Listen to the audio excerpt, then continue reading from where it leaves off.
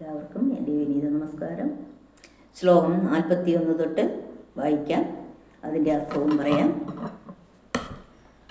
ശ്ലോകം 41. തസ്യാഗ്രഹം സമാലോക്യ ബലമേകം സദത്തവാൻ ഇദം ഭക്ഷയ പത്ന്യാത്വം തദപുത്രോ ഭവിഷ്യതി.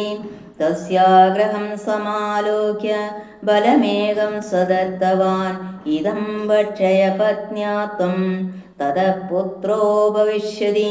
ആ ബ്രാഹ്മണന്റെ നിർബന്ധരൂപമായ ആഗ്രഹത്തെ കണ്ടിട്ട് ആ സന്യാസി ഒരു മാമ്പഴം കൊടുത്തു.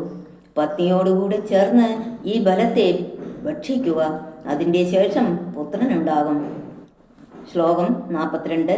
സത്യം സൗജം ദയാദാനം ഏകഭക്തം ദുഭോജനം വർഷാവധി സ്ത്രീയാകാര്യം തേന പുത്രോതി നിർമ്മല.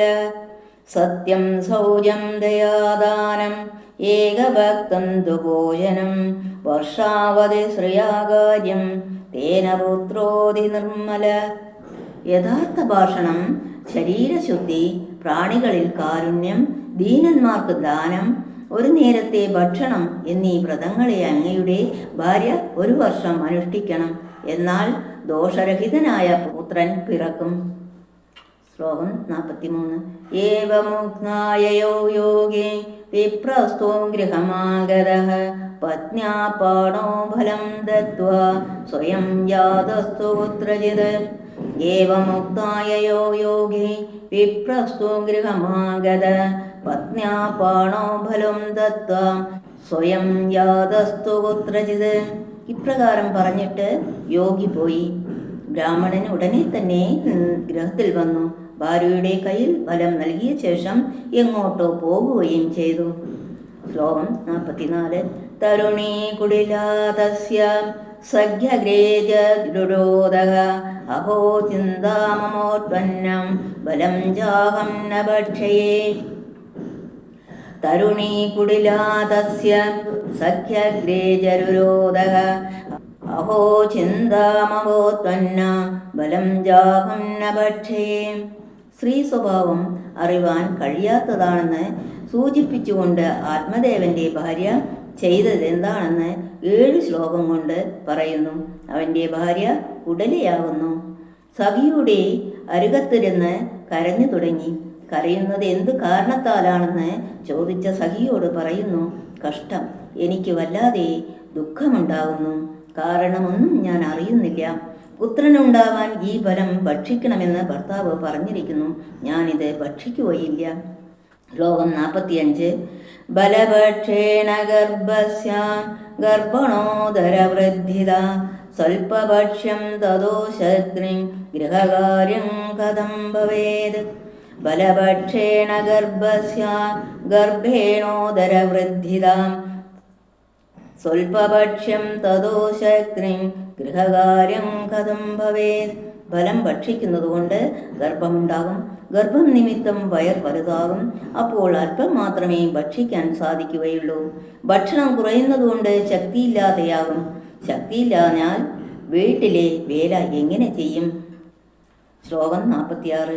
ദൈവാൽഘാടീ വ്രജേൻ ഗ്രാമേ പലായേൻ ഗർഭിണീ കഥം ശുഗവന്നി വസേൻ ഗർഭ സ്തംഗുക്ഷേ കഥമുത്സജേത്.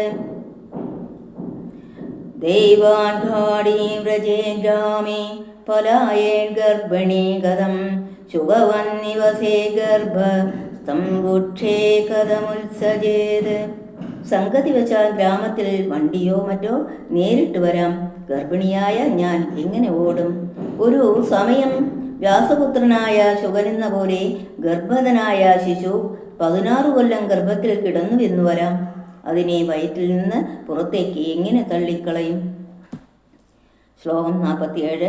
തിര്യച്ഛേദാംഗതോ ഗർഭ സദാമേ മരണം ഭവേ പ്രസുതോ ദാരുണം ദുഃഖം സുകുമാരീ കഥം സഹേ. തിര്യച്ഛേദാംഗതോ ഗർഭ സദാമേ മരണം ഭവേ പ്രസുതോ ദാരുണം ദുഃഖം സുകുമാരീ കഥം സഹേ. പ്രസവ സമയത്തിൽ ഗർഭഗതനായ ശിശു വിലങ്ങത്തിലായി എന്ന് വന്നാൽ അപ്പോൾ എൻ്റെ മരണം തന്നെ സംഭവിക്കും. ഫലം അഥവാ പ്രസവിക്കുന്നതായാൽ തന്നെ അസഹ്യമായ ദുഃഖമുണ്ടാകും. കോമളാംഗിയായ ഞാൻ ആ ദുഃഖത്തെ എങ്ങനെ സഹിക്കും? ശ്ലോകം 48.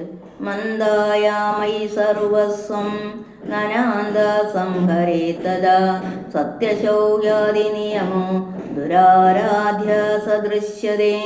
മന്ദായാമൈ സർവസ്വം നനാന്ത സംഹരേ തദാ സത്യശൗര്യാദി നിയമോ ദുരാരാധ്യ സദൃശ്യതേ. പ്രസവവേദന നിമിത്തം ഞാൻ പ്രവൃത്തിയിൽ നടത്തുവാൻ അശക്തനായിരിക്കുമ്പോൾ ഭർത്താവിൻ്റെ സഹോദരി എൻ്റെ മുതലെല്ലാം അപഹരിക്കും. എന്ന് മാത്രമല്ല, സൽപുത്രനായി വരേണമെങ്കിൽ സത്യം, ശൗചം മുതലായ നിയമങ്ങളെ അനുഷ്ഠിക്കണമെന്നും പറയുന്നു.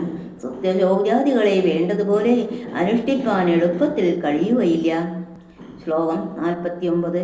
ലാളനെ പാലനെ ദുഃഖം പ്രദൂതായ ശവർത്തതേ വന്ധ്യാവാ വിധവാ നാരി സുഖിനീ ചേതിമേ മതി.